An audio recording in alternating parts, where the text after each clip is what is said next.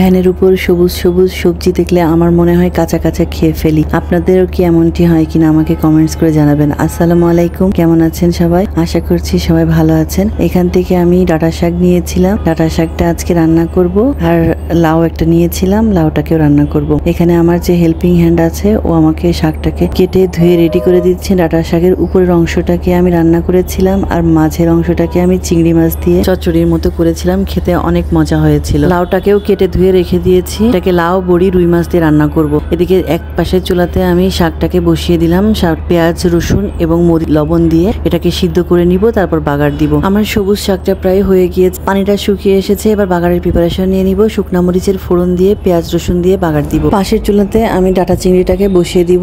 মশলাটা কষানো হয়ে গেলে আমি চিংড়িটাকে দিয়ে দিব। চিংড়িটা দেওয়ার পরে এবার চিংড়িটা একটু কষে আসলে আলুটাকে দিয়ে দিব। আর পাশের চুলাতে আমি শাকটাকে বাগার দিয়ে নিচ্ছি। শাকটাকে ভালো মতো বাগার দিয়ে দিব। শাক বাগার দেওয়া আমার হয়ে গিয়েছে। এবার পাশের চুলাতে আমি মাছগুলোকে ভেজে নিব। রুই মাছটাকে সুন্দর লাল লাল করে ভেজে নিব। চিংড়িটা কষে আসলে আলুটাকে দিয়ে একটু কষিয়ে নিয়ে আবার এই ডাটা শাকটাকে দিয়ে দিব। মাছ ভাজা হয়ে গেল। মাছ ভাজা হওয়ার পরে আমি বড়িটাকে ভেজে নিব। এখানে আমি লাউ বড়ি রুই মাছ রান্না করব। তো যদিও শীতের সময় বড়ি খেতে ভালো লাগে, কিন্তু আমার রোজার মধ্যে একটু বড়ি খাওয়ার জন্য মন চাচ্ছে। আমার চিংড়ি মাছটা কষে এসেছে, এবার আলু দিয়েছি। আলুর পরে আমি ডাটাটাকে সিদ্ধ করে রেখেছিলাম, ওটাকে দিয়ে দিলাম। এবার বড়িটাকে ভেজে নিয়েছি, ভেজে সুন্দর মতো উঠিয়ে রাখলাম। তা আমার কষে এসেছে, পানি দিলাম। পানিটাকে একটু শুকিয়ে কষা কষা করবো। পাশের চুলাতে লাউটাকে বসিয়ে দিলাম।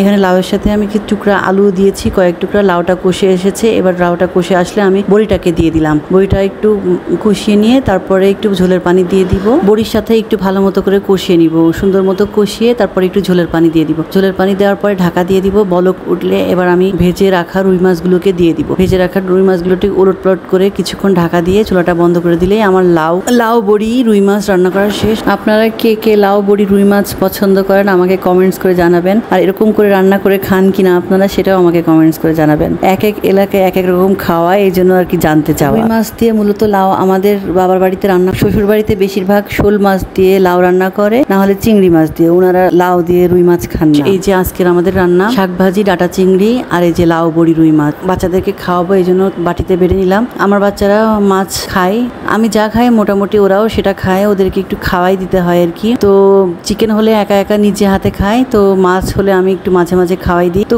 অনেকেই ভুল করে ব্লেন্ড করে খাওয়ায়। আমি আমার বড় ছেলের ক্ষেত্রে ব্লেন্ড করে খাওয়াইতাম। ব্লেন্ড করে খাওয়ালে হয় কি, ওরা ভাত খেতে দেরি করে। তো আমার ছেলে ওরকম 3 বছর পরে খাওয়া শিখেছে। বাচ্চার ক্ষেত্রে কি করব না করব অনেকেই বুঝতে পারে না, আমিও বুঝতে পারিনি। না বুঝতে পেরে তো অন্যরা যেরকম করেছে ব্লেন্ড করে আমার সামনে যারা খাওয়িয়েছে তাদের দেখে দেখে আমিও ব্লেন্ড করে খাওয়াতাম। হাতে খাওয়ানো উচিত, না হলে বাটি চামিচে খাওয়ানো উচিত।